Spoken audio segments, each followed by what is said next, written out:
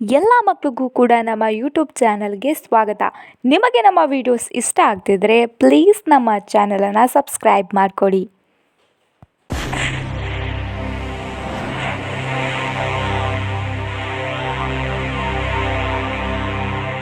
ಇವತ್ತು ನಾವು ಚಿನ್ನದ ಮೊಟ್ಟೆಯ ಕಥೆಯನ್ನು ನೋಡೋಣ. ಇನ್ಯಾಕೆ ತಡ ಮಕ್ಕಳೇ, ಬನ್ನಿ ವಿಡಿಯೋನ ಸ್ಟಾರ್ಟ್ ಮಾಡೋಣ. ಒಂದಾನೊಂದು ಕಾಲದಲ್ಲಿ ಒಂದು ಹಳ್ಳಿ ಇತ್ತು. ಆ ಹಳ್ಳಿಯಲ್ಲಿ ರಾಮು ಎನ್ನುವಂತಹ ಒಬ್ಬ ಬಡ ರೈತ ವಾಸಿಸ್ತಾ ಇದ್ದ. ಅವನ ಮನೆಯಲ್ಲಿ ಸ್ವಲ್ಪ ಕೋಳಿಗಳನ್ನು ಸಾಕ್ತಾ ಇದ್ದ. ಅವುಗಳನ್ನು ಪ್ರೀತಿಯಿಂದ ನೋಡ್ಕೋತಾ ಇದ್ದ. ಅವುಗಳೇ ಅವನಿಗೆ ಬಹುದೊಡ್ಡ ಆಸ್ತಿಯಾಗಿತ್ತು.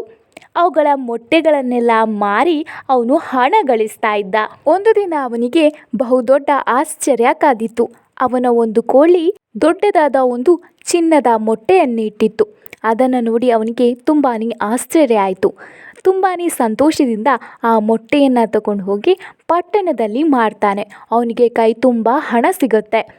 ಹೀಗೆ ದಿನಾಲೂ ಕೂಡ ಆ ರೈತನ ಕೋಳಿ ಒಂದೊಂದು ಚಿನ್ನದ ಮೊಟ್ಟೆಯನ್ನು ಇಡ್ತಿತ್ತು.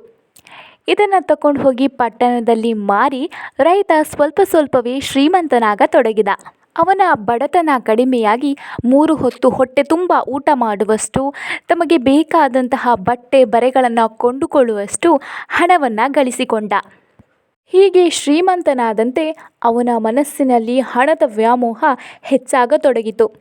ಅವನು ಒಮ್ಮೆ ಯೋಚಿಸಿದ, ನಾನು ದಿನಾಲೂ ಒಂದೊಂದು ಮೊಟ್ಟೆಯನ್ನು ಮಾರಿ ಶ್ರೀಮಂತನಾಗುವ ಬದಲು ಈ ಕೋಳಿಯ ಹೊಟ್ಟೆಯನ್ನು ಸೀಳಿ ಅದರ ಒಳಗಿರುವ ಎಲ್ಲ ಮೊಟ್ಟೆಗಳನ್ನು ಮಾರಿದರೆ ಒಮ್ಮೆಲೆ ತುಂಬ ದೊಡ್ಡ ಶ್ರೀಮಂತನಾಗ್ತೇನೆ ಅಂತ. ಅದರಂತೆ ಮೂರ್ಖ ರೈತ ಆ ಕೋಳಿಯನ್ನು ಕೊಲ್ಲೋಕೆ ಮುಂದಾಗ್ತಾನೆ. ಆ ಕೋಳಿಯನ್ನು ಹಿಡಿದು ಅದರ ಹೊಟ್ಟೆಯನ್ನು ಬಗಿತಾನೆ. ಬಗಿದು ನೋಡಿದ ರೈತನಿಗೆ ದೊಡ್ಡ ಆಘಾತ ಕಾದಿತ್ತು. ಆ ಕೋಳಿಯ ಹೊಟ್ಟೆಯೊಳಗೆ ಬರೀ ಒಂದೇ ಮೊಟ್ಟೆ ಇತ್ತು. ದುರಾಲೋಚನೆಗೆ ಬಿದ್ದ ರೈತ ಯಾವುದರ ಬಗ್ಗೆನೂ ಯೋಚನೆ ಮಾಡದೆ ಬಂಗಾರದ ಮೊಟ್ಟೆ ಇಡ್ತಿದ್ದಂತಹ ಕೋಳಿಯನ್ನು ಕೊಂದು ಬಿಟ್ಟಿದ್ದ. ಕೋಳಿ ಸತ್ತು ಹೋಗಿದ್ದನ್ನು ನೋಡಿ ರೈತ ತನ್ನ ಮೂರ್ಖತನಕ್ಕೆ ತಾನೇ ಶಪಿಸ್ತಾ ಕೋಳಿಯ ಮುಂದೆ ಕಣ್ಣೀರು ಹಾಕಕ್ಕೆ ಶುರು ಮಾಡ್ದ.